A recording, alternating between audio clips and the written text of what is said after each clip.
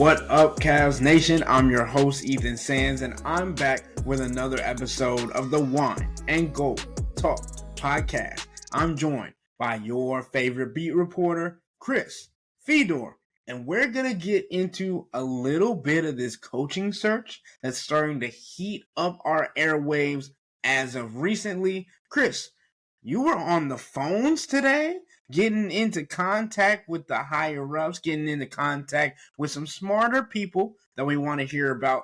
What did you hear so far today? You know, Ethan, everybody that I've talked to in and around the organization and outside the organization, they seem to really like James Borrego.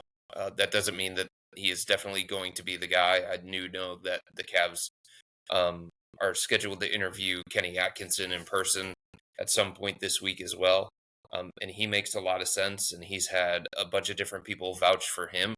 But everything that I continue to hear about James Borrego is that he is a guy who seems ready for this opportunity, this second coaching opportunity. And even though there are legitimate questions about his ability to manage big personalities, the culture situation that he was in when it came to Charlotte, and how toxic it was with a young team that just didn't know how to win and had a whole bunch of bad habits. He's really, really smart. He's really organized, runs good stuff, especially on the offensive end of the floor. He's looked at as a quality tactician and somebody who is willing to adapt based on the personnel that he has. He doesn't have a set way in mind that he wants to play. It's going to be based on the personnel that he has. So it seems like, you know, the people that the Cavs have talked to about James in terms of getting intel, in terms of gaining background information, it's all been flattering and it's all been positive.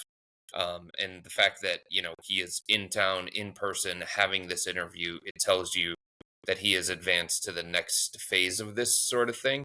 And with the draft getting closer and closer and closer, just a little bit more than 2 weeks away at this point, it does feel like this coaching search is finally starting to reach its conclusion.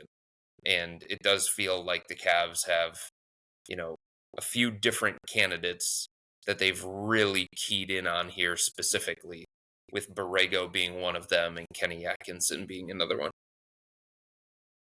And thinking about the people out west, the team out west that are also in consideration when it comes to the James Borrego and Kenny Atkinson kind of bidding war that's going on right now between the two teams, the Los Angeles Lakers, who I'm talking about. And we know that James Borrego also had multiple interviews out in Los Angeles with the Lakers. What do you gauge about the difference between these two teams? I know we talked about it briefly yesterday when we talked about LeBron James, Anthony Davis versus the core four, which Kobe Altman has also been talking about, wanting to keep the core four intact. That has been playing piece in the discussions between coaching candidates. What have you been hearing about all of those different things when it comes to the Lakers and the Cavs, but also what Kobe Altman is pitching to these next coaches? Yeah, I just think the people that I have talked to that know James Borrego pretty well, and those are the people that I was talking to mostly throughout the course of today, just because they were the ones that I was able to get in contact with based on timing and stuff like that. Everything that I heard from them is that the situation in Cleveland would seemingly be a little bit more appealing to him. Like, he would see more of a pathway to success here in Cleveland as opposed to Los Angeles. Because we talked about it on the previous podcast. Coaching a LeBron James led team can be great. It can lead to a lot of positive things. Ask Ty Lue about it. He became an NBA champion in part because of that. And he's forever going to be an NBA champion as a coach because of that. And he's going to continue to get job opportunity after job opportunity because of the resume that he was able to build alongside LeBron James, alongside Kyrie Irving, Kevin Love, the big three era of the Cavs. But it can also be very, very difficult. A number of coaches go to places where LeBron is already, and they end up lasting for a year, 2 years. It's quick. because he's somebody who tests coaches in a different kind of way. He's somebody who is willing to, at times, in his own way of doing it, point the finger at coaches and make it difficult on them. He did it with Eric Spoelstra until Pat Riley and Dwayne Wade essentially put their foot down. He did it here with David Blatt. It's not the easiest situation to coach a LeBron James-led team with all of that pressure, all of those expectations, especially when you're in the spotlight and everything that you do is going to be magnified. Everything that you say is going to be magnified. And the people that I've talked to recently about Borrego seem to believe that he would probably prefer to be out of that drama-filled situation. Again, I haven't talked to James himself. I'm going based on the people that know him pretty well, and are giving their opinion, an informed opinion at that. So I can't speak for him, and those people don't want to speak for him. But that was the sense that I got in talking to those people.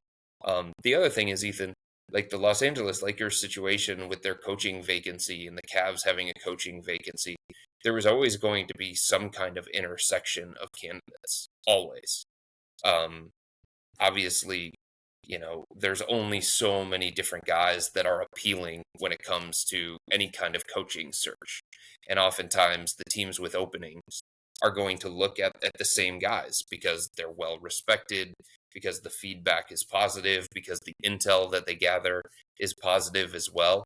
So, all of these organizations do their due diligence, and the fact that they're going to come up with a list that is very, very similar is not a surprise in any sort of way, because every team has like the list of assistant coaches who they believe are ready for that next step to be a head coach, or the list of assistant coaches that have been head coaches in the past that it's believed that they're ready for another opportunity to be a head coach again. You know what I'm saying? So there was always going to be crossover between the Cavs and the Lakers.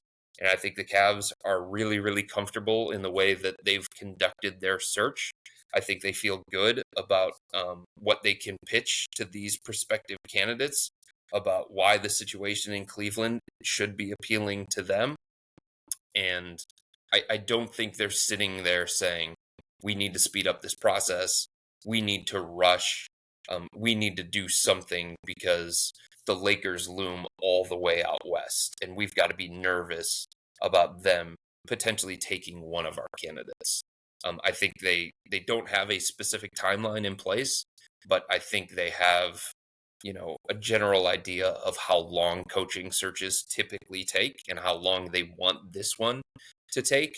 And they're here now with this week, 2 weeks before the draft or so. And this is just the timing of when they felt like the next phase of the interview process was going to happen.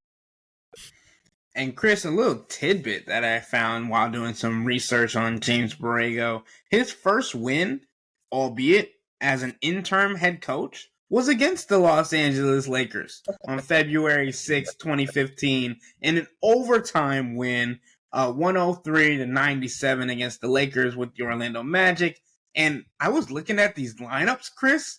My goodness. When we think about a throwback, Tobias Harris in the Magic jersey, Channing Frye, Victor Oladipo, Peyton, and then you look across at the Lakers, and they got T. Black, Jordan Clarkson, Ellington, Kelly, like guys that are almost forgotten that they even wore the jerseys that we're talking about right now. But that's a little off topic. And here's the other thing that I wanted to point out about Borrego. When you talk about any coaching search, Ethan, there are a whole bunch of variables. And I've talked about this before, and I've written about this before. There are so many uncertainties, too, when it comes to a coaching search. There is no guarantee that a great assistant is going to become a great head coach, because the job responsibilities are different. The job requirements, in some cases, are different. And some of the strengths that you may have as an assistant don't necessarily translate to being a head coach, because being a head coach requires something different. You know what I mean? So when you're talking about a process that has so many uncertainties, you're trying to do whatever it is that you can within reason to eliminate some of the variables attached to this thing, the natural variables attached to this thing. And I think part of the reason why the Cavs are more looking at guys with head coaching experience is because of that. Because they have a specific timeline of when they want to compete, because they're trying to show Donovan Mitchell that this is the place where he should be long term. And they're trying to find a coach that they believe is ready to take this organization to the next level. And it's not to say that a first time head coach can't be that guy. It just means there's more uncertainty attached to that particular guy. And there's more risk attached to that particular guy. And it's like, if you're in the situation that the Cavs are in, and you understand how important this hire is, and you want whoever it is to align with Donovan Mitchell, and you want Donovan to believe that whoever it is that is the head coach is going to be a positive selling point when it comes to what he's going to do with his long-term contract extension, you have to be cognizant of that.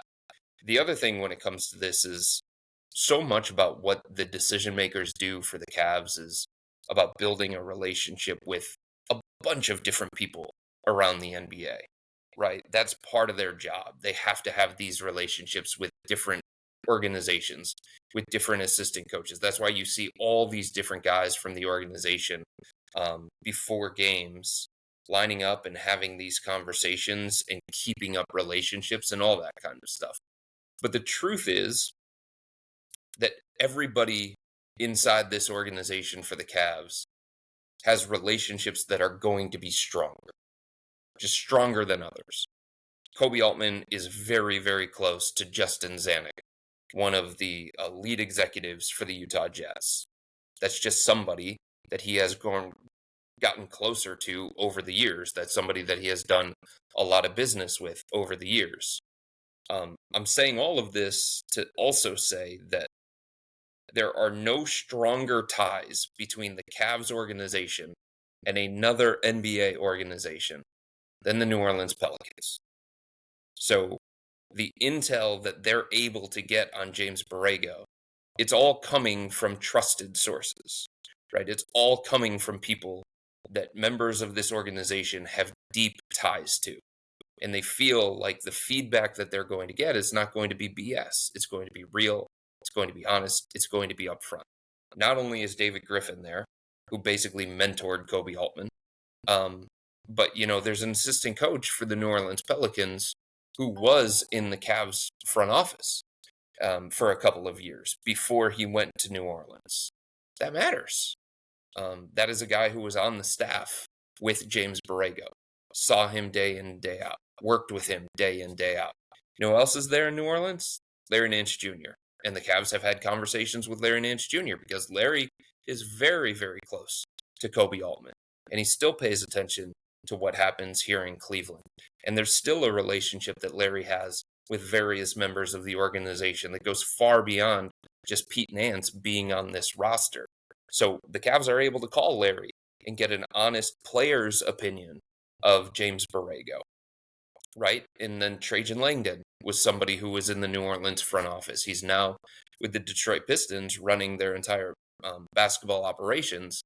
But those are just like 4 people right there that the Cavs can reach out to and get any kind of feedback that they would need, firsthand stuff that maybe they don't have access to in other situations, because the relationships with those other organizations, while they're there, they're not as strong. The bonds don't run as deep as they do with some of the Pelicans. And just like Kenny Atkinson, right? If the Cavs want a player's view of Kenny as a head coach, they call up Karis LeVert. They call up Jared Allen, 2 guys that played for Kenny. So those kinds of things, it doesn't mean that because of those relationships, those are the only 2 candidates or something along those lines. But it does mean that, because of those relationships, the Cavs have access to knowledge that strengthens the case or weakens the case of whatever the candidate may be. That may not be the same depth as David Adelman from the Denver Nuggets, Johnny Bryant from the New York Knicks, Mike Nori from the Minnesota Timberwolves, something like that. And you mentioned relationships, and that's also a big reason why some of these guys are even in the conversation to begin with. And Johnny Bryant is someone that has that moniker with him. You got him and Donovan Mitchell's relationship. We know how close those guys are from their time together, but also understanding what he understands about Donovan Mitchell and he can bring to this team, because we already know how important for this next season, and especially this off season, how keeping Donovan Mitchell happy will impact not only the coaching search, the organization, and how this team will move going forward, especially when we talk about wanting to get back to the Eastern Conference Finals and the NBA Finals. But, Chris, I want to move on to our next interview style or exit interview style podcast, where we talk about the quote-unquote bad boys of the Cleveland Cavaliers. No, we're not talking about Martin Lawrence and Will Smith. We're talking about Marcus Morris Sr. and Tristan Thompson. So, Chris, we have talked about it a couple of times about what Marcus Morris Sr. said over the airwaves on radio, talking about how he would have played if he was placed in Jared Allen's situation. And now knowing that Kobe Altman wants to keep the core four intact, wants to keep Jared Allen in Cleveland, what are your thoughts about the words that were spoken of Marcus Morris and how they will impact his potential of coming back to the Cleveland Cavaliers? Yeah, I don't think, I've been taught a long time ago, never say never when it comes to things in the NBA, because there are always surprises lurking around the corner. I think it's close to a certainty, as close to a certainty as you can get in the NBA, that Marcus will not be back. Because those are just things that, the things that he brings to the table are easily replaceable. And I don't mean that in a negative way, and I don't mean that to diminish the things that he's accomplished throughout the course of his career. But he was one of the back end of the rotation players who was brought here for toughness, for leadership, for veteran stability, to be somebody that JB can trust in that locker room, basically a locker room lieutenant. His relationship with JB was a big part of why the Cavs signed him midway through the season. The versatility that he brought offensively certainly played into it.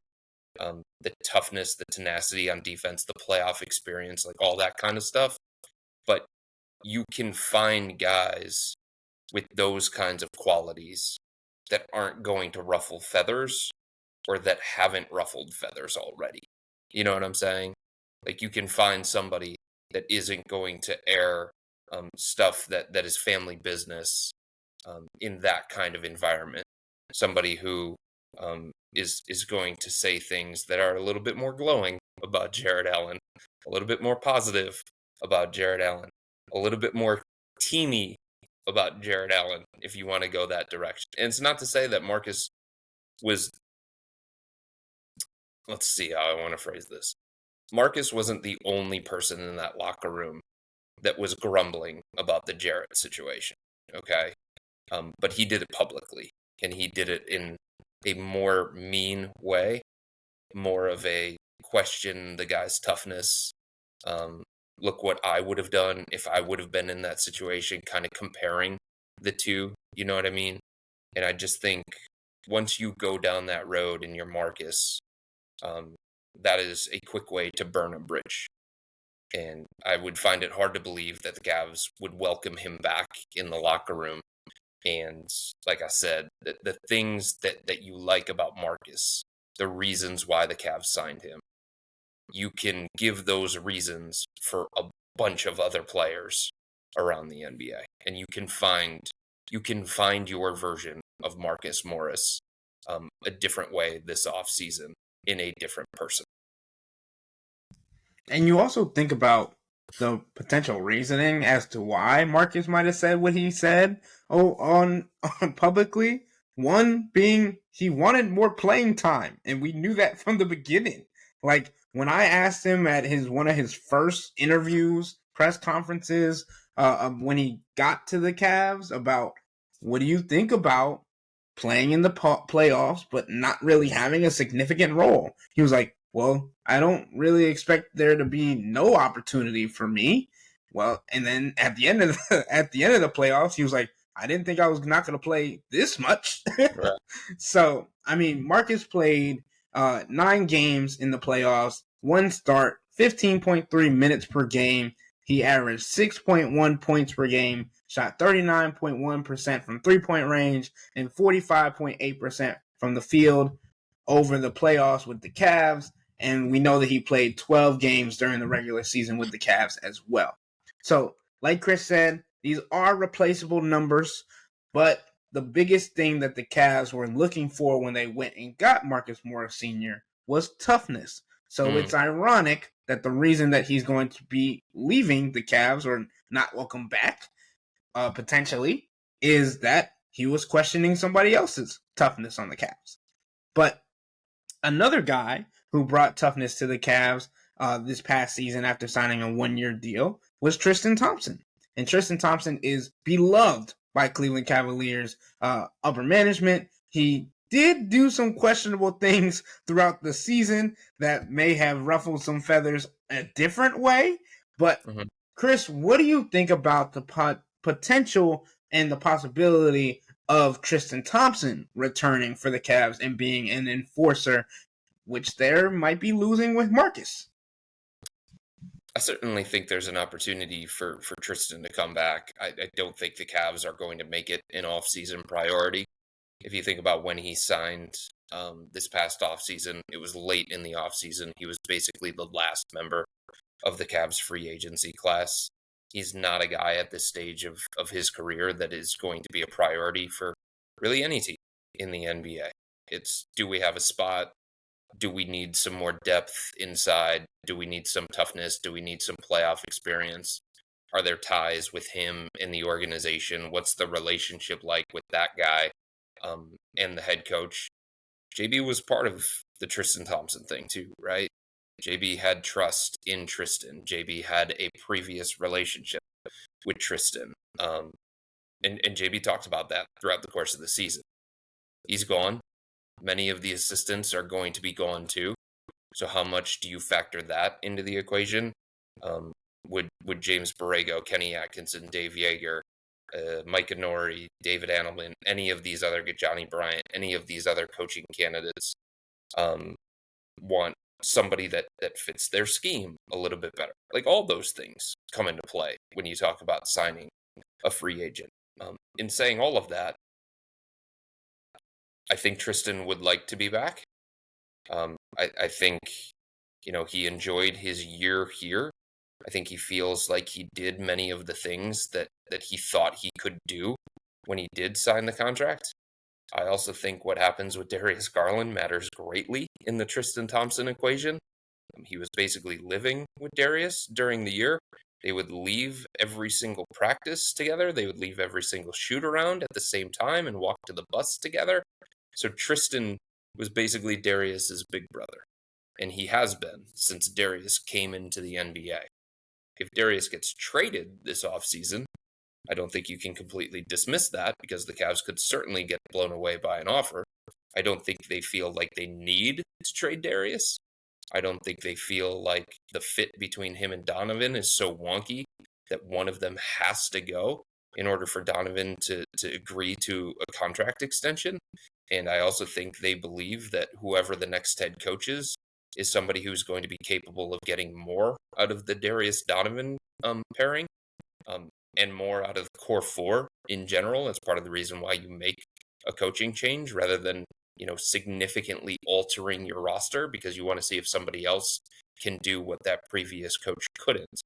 But if the Cavs were to move on from Darius this offseason, I think that would impact the chances of the Cavs bringing back Tristan for sure. And Chris, I think this is the question that I wanted to end the podcast with, because we were talking about Darius and we were talking about Tristan and their relationship. And like you mentioned, they were almost inseparable. Probably both of them either interrupting or getting in the middle of at the end of each other's interviews, especially if they were one-on-ones in the playoffs. That was Mhm. probably my favorite interaction from the playoffs. Is like one of them was always screaming at the other to let's Like, go, hey, let's let's hurry go. up, we Yeah, I gotta want to go. walk off the court. I want to go back to the hotel. Let's go. What are you waiting for? Exactly. And I think that situation is important, but if the Cavs don't bring Tristan Thompson back, what do Mhm. you feel like the likelihood is that he retires? I think Tristan feels like he still has more that he can give on the court. And I think he continues to show that. Um, you know, I'm not going to sit here and say that Tristan was a significant piece of the Cavs getting to the Eastern Conference semifinals, but he had a role. He had a specific role, and he went out and he executed that well enough.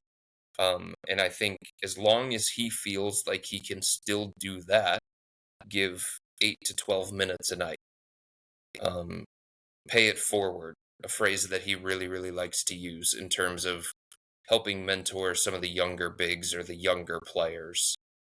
Still go out there, set screens, grab offensive rebounds, play a little bit of defense. I think he still feels like he still has something to give um, at both ends of the floor toward the end of a bench. Like I don't think he views himself yet as like Udonis Haslem, where he's only signed because of the off the court stuff, because of the behind the scenes stuff, to be the cheerleader, to be the locker room lieutenant solely, to be the guy who holds people accountable, to be basically an extension of the coaching staff. He has that role and he does those things, but that's not all he does at this stage of his career.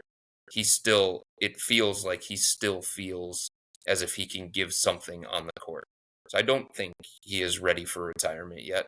The other thing that I'll say about Tristan is that he likes money. Who doesn't, right?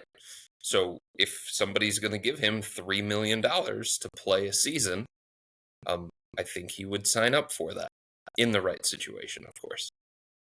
Yeah, and I think that's where I was gonna go. His situation is key because, like you said, he likes being able to be a mentor. He likes being able to have his voice heard and respected in the locker room when he's there, and also do his thing on the court as well. But I think because he understood that this was Cleveland, like this was basically home. Mhm. This was a place where you know the guys that are here. You like Evan Mobley. You like Jared Allen. You understand that they have a higher ceiling that you want them to get to.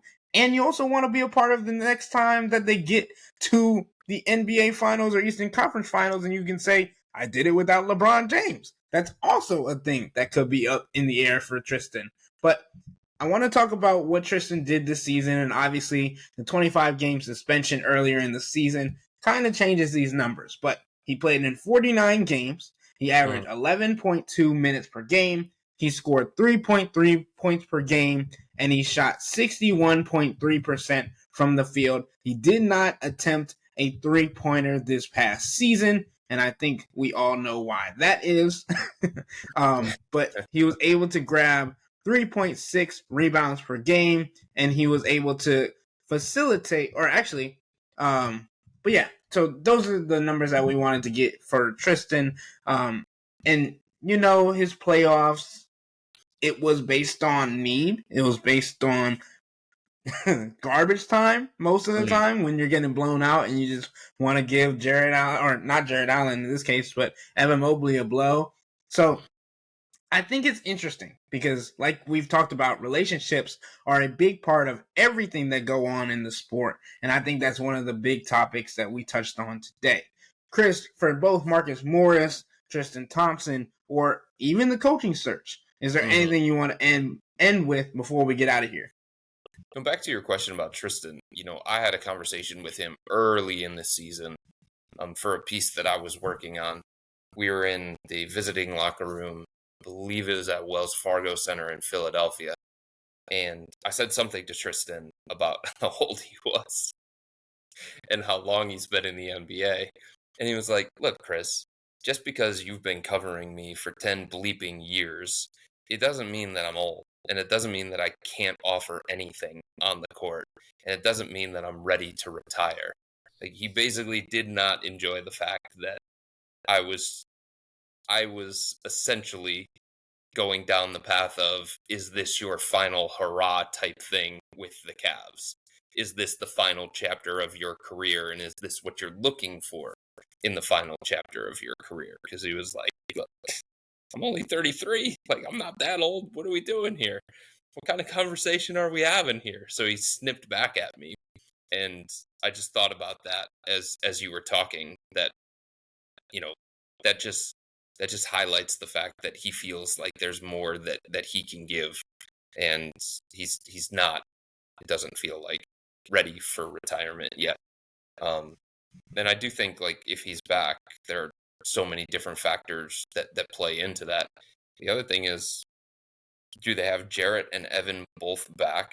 Do they see Evan playing more 5 than what he did a year ago, continuing that advancement? Do they draft a center with the 20th pick? Do they look in free agency and see if they can find somebody who could give a little more on the floor than Tristan Thompson? Not a whole bunch, but like a couple of years ago, they had Robin Lopez, and they were like, hey, can we get something that's a little bit better on the court than Robin? And they did with Tristan. So now it's like, can we get something a little bit better for the same kind of money than Tristan? If the answer to that is yes, then I think they explore that.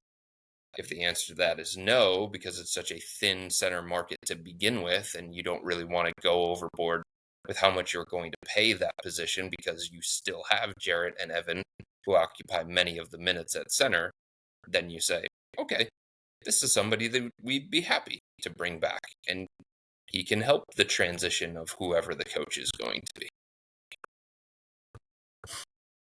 And I like that you brought up Tristan's age. Well, not in the context that we're discussing, but he's 33. He's going to turn 34 this next season if he's on a roster, wherever that may be. But he is one of the older players in the league. So it's not like he's getting any younger. Yeah, just don't tell him that. Well, I won't.